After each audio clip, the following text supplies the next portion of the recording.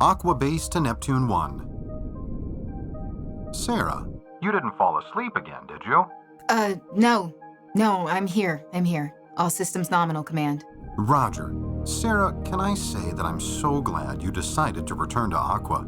Your mother's disappearance was hard on all of us. I want you to know that.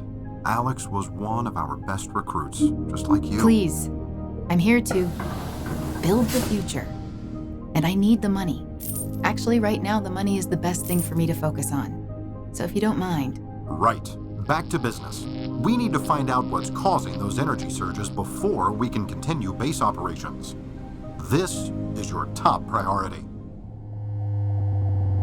Sarah? Can you hear me? Mom? What the? Are you reading this, Command? That'll be all, Sarah. Return to base now.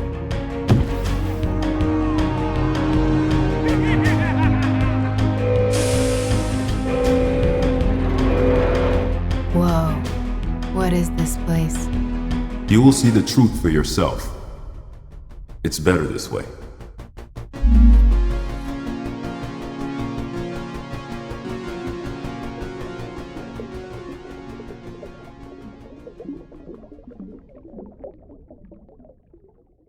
Hey everybody, Nick Pettit here, and I wanted to record a Let's Play video of my upcoming video game, Neptune Flux.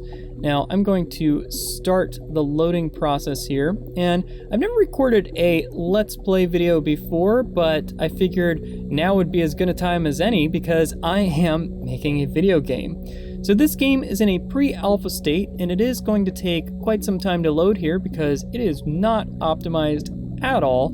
But while we're waiting, it would be a nice time for me to tell you a little bit more about the game. So, this is a deep sea adventure game. It takes place in the near future, and you take on the role of Sarah. Sarah is an employee working for an organization called Aqua, carrying out their oceanic operations. In this demo, we are going to take a look at some of the environmental artwork, and we're also going to basically explore the ocean and see some of the gameplay in Neptune Flux. So, here we are in the ocean for the first time. We are in our dive pod, and we can take a look around here and see our surroundings. What we're looking at here is Aqua Base, so let's pull out a little bit and see what we can see. And let's actually just explore the ocean and see what we can find. So down at the bottom of the screen, you'll see we have some tools in the middle.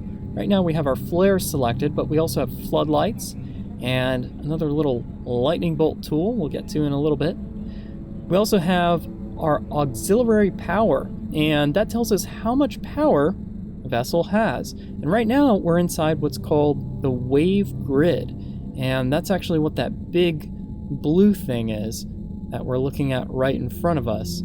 So that's the wave grid. It's the wireless aquatic voltage emitter grid. So in other words, that's what's powering our vessel. And if we exit the wave grid, we'll be on our own auxiliary power. And that will start to slowly tick down. So here we are, exiting wave grid using auxiliary power. And if we run out of that power, we'll have to get rescued by Aqua and pay an expensive fee that will come out of our cash reserves down on the bottom right. So this is pretty dark here, but we can use the tools on our dive pod to see a little bit better. So let's fire off a flare. There we go. That's much better. So this looks like some sort of building or a spaceship of some kind. Hard to really say, but one thing that we can take note of is that there's really not a whole lot of wear here. A lot of things look fairly recent. There's not barnacles growing all over them or sand covering this. So one clue we have about this is that this is something that happened fairly recently. Over here we have a barrel, and you'll notice that our flare didn't last very long. It only gave us a brief glimpse of our surroundings. So we have to use our flares pretty wisely because our cargo hold can only have 3 at any given time, and right now we're down to 2. So we need to be sort of careful about how we utilize those. Now, you'll notice down in the bottom left, our energy is starting to tick down, so we'll need to keep an eye on that and make sure that we don't get stuck outside the wave grid without any power. So here we have what looks like a coral reef, and there's something else here. Looks like some shopping carts. So one of the thematic elements in Neptune Flux is our effect on the ocean floor. You'll see debris like this littered pretty much everywhere. So now it's getting really dark. Let's see if we can use our sonar. So this is the visual sonar system, and this will allow us to see much further, but it's going to cost us power, so we need to be very careful about utilizing that. In fact, it's ticking down pretty fast here, so let's make sure we get back to the wave grid in time. There we go. So that will immediately recharge our power. So for now, we're good. Down here inside the wave grid, it looks like there are some shipping containers. And you can tell by the wear on these that these have been down here a little bit longer. And that might give us a clue, at least in small part, as to what might be inside. It's not something that's in the present, it's definitely something from the past. So this is pretty dark. Let's head back to Aqua headquarters here and see if we can't get some upgrades to our vessel. You can head back to Aqua at any given time and dock with Aqua headquarters and purchase upgrades such as additional flares, so you can restock your flares. You can get upgrades for the sonar system, and you can also upgrade our floodlights. So this is a magnetic dock, so we can just go ahead and click into position here. So here we are at Aqua headquarters, and on the left side we can select from some upgrades. These are just a few of what will appear in the final game.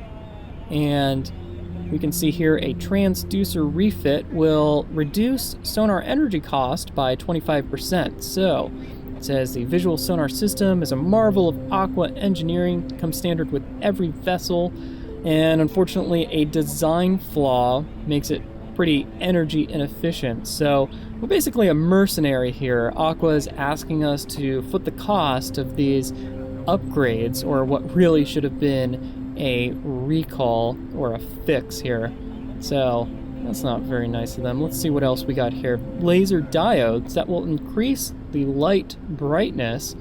That also comes at a pretty hefty cost though, so let's think about that a little more and take a look at some of the other things here. We can restock our flares.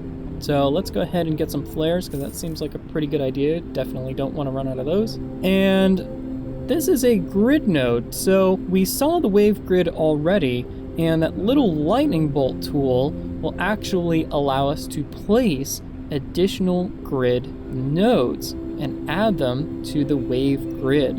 And what that will do is expand the wave grid, and we can place these nodes on natural energy sources like hydrothermal vents. So we have one in cargo hold already. Let's go back up and get these laser diodes, and I think that should be good for now. Let's go ahead and leave dock, and let's see if we can find one of those hydrothermal vents. And I think there's actually one just right over here. So let's go over to this.